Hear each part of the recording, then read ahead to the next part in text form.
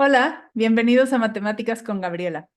Pues llevamos aproximadamente 2 meses hablando de diferentes temas de matemáticas y creo que es hora de hablar de pi, ese número, letra que seguramente has usado en la escuela desde que eras muy pequeño para trabajar con áreas y perímetros de círculo. Probablemente después lo usaste para otras cosas, pero aquí vamos a entender qué es pi, vamos a ver un poquito sobre su historia, por qué intriga tanto y por qué causa tanto interés en el mundo de las matemáticas. En realidad hay datos también muy interesantes al respecto. Si es que vamos a ver quién es pi. Muy bien, ¿de dónde nace pi? Eh, Antes de decirles específicamente la definición, recordemos que este tipo de ejercicios surgen en una época muy, muy anterior al año cero, en donde la matemática pues está apenas construyéndose en comparación a lo que conocemos el día de hoy. Entonces, en esa época todavía se creía que todo podía llegar a ser explicado de una manera muy precisa, muy perfecta. Entonces, por ejemplo, ya que se descubrieron los números racionales o se definieron los números racionales, pues bueno, se trataba todo de encajar en ese tipo de números. Y de ahí surgen de repente búsquedas en donde se llegan, después de muchos años y muchísimos intentos, a ver que hay números que nada más no encajan.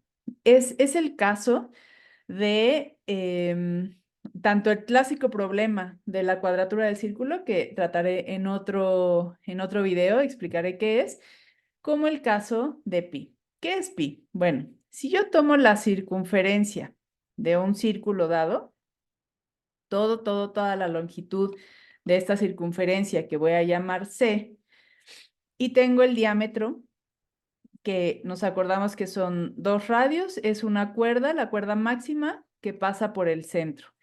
Si yo divido esa circunferencia entre el diámetro de ese círculo, eso es a lo que llamamos pi. Tú puedes hacer un intento y de hecho bueno, varios intentos. De hecho, eso es muy interesante, muy divertido cuando lo intentas hacer. Puedes conseguir, por ejemplo, diferentes tapas, frascos con círculos, monedas. O sea, el chiste es que sean círculos de diferentes tamaños. Conseguir un material, por ejemplo, un listón que no sea elástico y bueno, que se deforme lo menos posible, pero que también no sea, por ejemplo, grueso para evitar ese error lo más posible, ¿no? O sea, el chiste es acá hacerlo lo más preciso que podamos. Y con eso, bueno, vas a medir, por ejemplo, una circunferencia de uno de tus círculos y buscar la manera de encontrar ese diámetro también con ese mismo material y anotas lo que mida, digamos, no sé, 15,3 de circunferencia y a lo mejor el diámetro mide 5,1, por ejemplo, ¿no? Y lo haces para cada círculo, mides su circunferencia y el diámetro. Y haces esas divisiones. Yo te aseguro que si lo haces con muchísima precisión, mucho cuidado, el resultado va a ser algo cercano a 3,4 algo, ¿no? Puede ser más o menos, de repente nos puede dar 3, de repente 3,2, pero va a rondar en estos rangos. ¿De qué dependen estas diferencias? Bueno, cuando lo hacemos así de manera casera, rudimentaria, pues importa la precisión, sí, de nuestro material, que de verdad no se deforme, la punta de nuestro lápiz, etcétera. Tiene que ser ya con precisión de material muy, muy, muy extenso para ir teniendo más exactitud, que eso se va a acercar más a este número.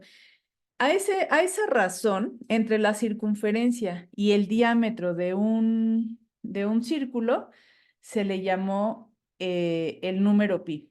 Como te decía, bueno, se creía que tenía que ser racional porque todos los números en ese momento Estamos hablando de, no sé, de años 2000 antes de Cristo, por ejemplo, hace mucho, mucho tiempo, hace 4000 años más o menos, y se buscaba que todo fuera así, muy, muy precisamente explicable. Y conforme se fueron haciendo los cálculos lo más exactamente que se podía, de hecho se llegaban, por ejemplo, algunos métodos, era buscar polígonos que se pudieran inscribir en el círculo y otros que se pudieran suscribir al círculo.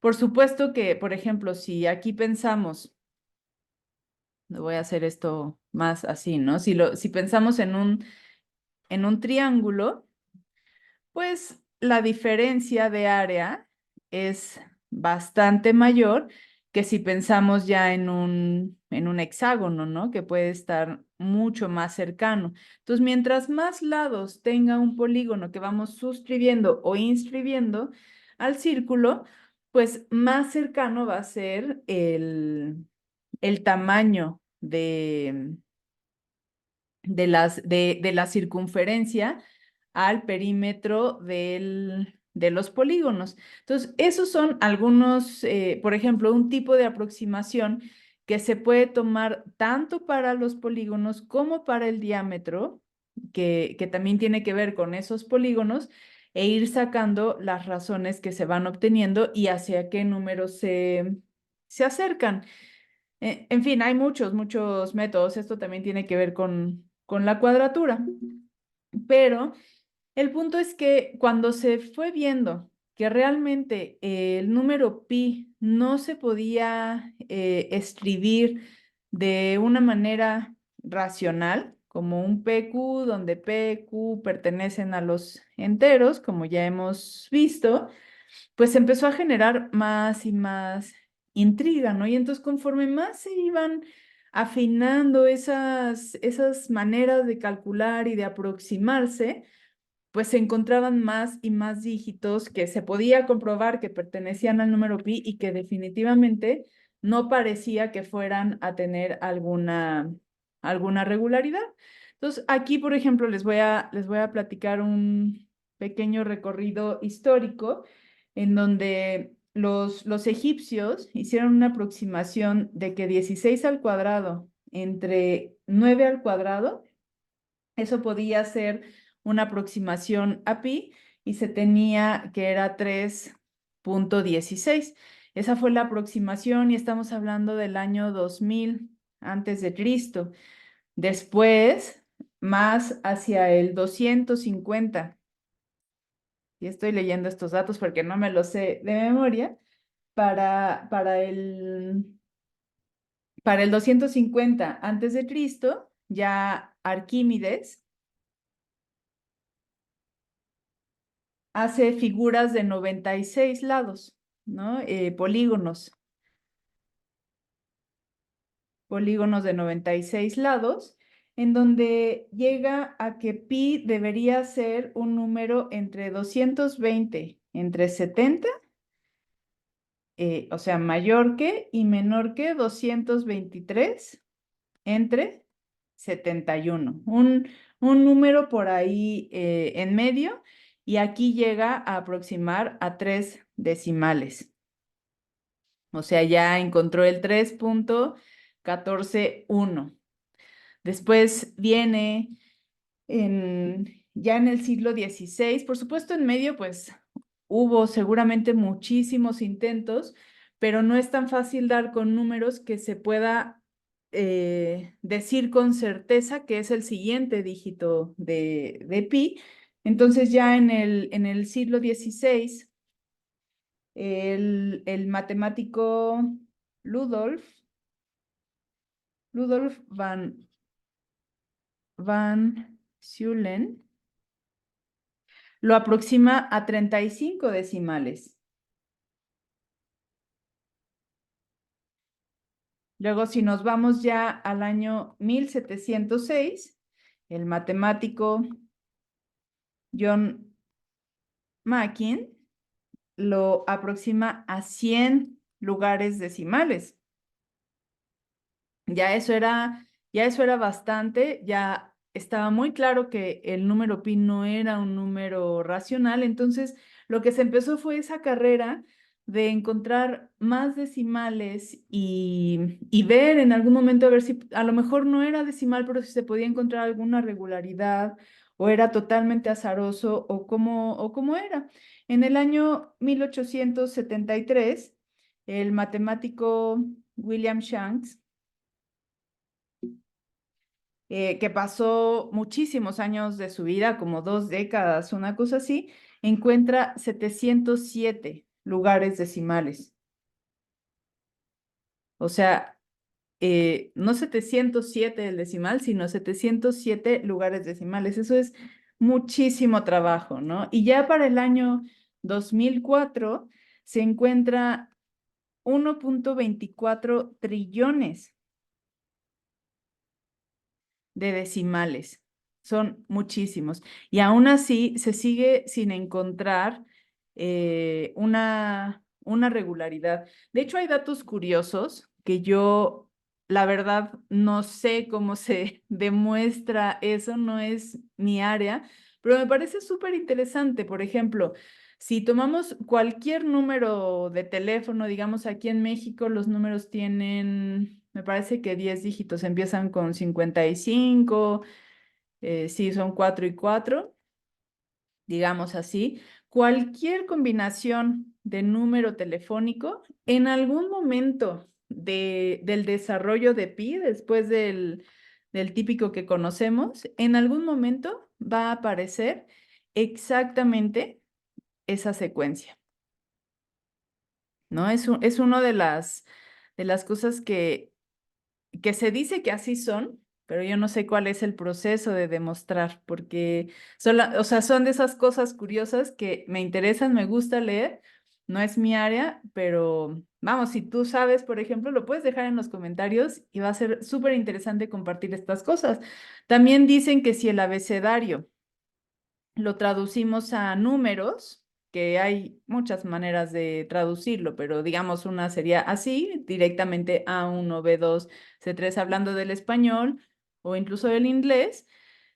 También en algún pasaje de pi estaría escrito cualquier libro que haya sido escrito se encuentra exactamente en esa secuencia traduciendo las letras a números dentro de pi, porque pi es completamente infinito. Entonces, bueno, estas cosas que ya son como de mucho más avanzadas de probabilidad, de estudio de infinito, etcétera, a lo mejor quedan para muchos como datos curiosos, muy interesantes, Em, pero lo que sí puedes hacer es, uno, hacer estos intentos de las circunferencias. Esto lo puedes hacer en tu casa, lo puedes compartir con, si tienes sobrinos, hijos. Es muy interesante que ellos mismos hagan esa construcción para que pi no se vuelva esa letra, número que se tienen que memorizar además. A veces se las dan así, a veces nos dicen que es 3.1416 por la aproximación, diga acá sigue un 9.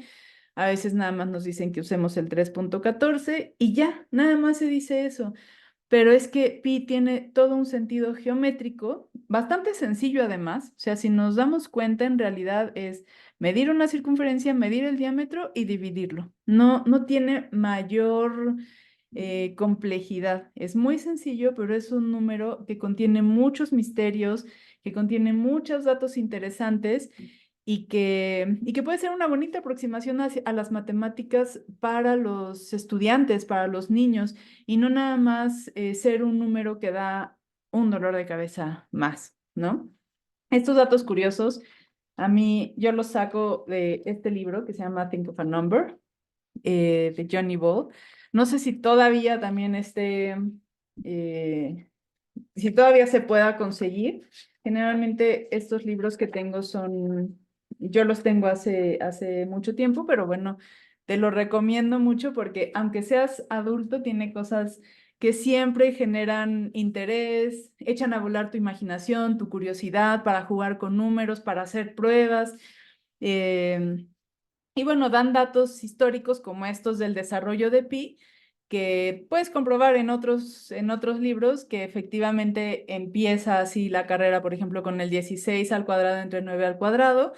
Es interesante, es divertido y te invito a que te metas a ese mundo divertido de las matemáticas, lo intentes y me platiques qué descubriste con tus círculos, si lo hiciste y a qué números llegaste a aproximar ese número pi.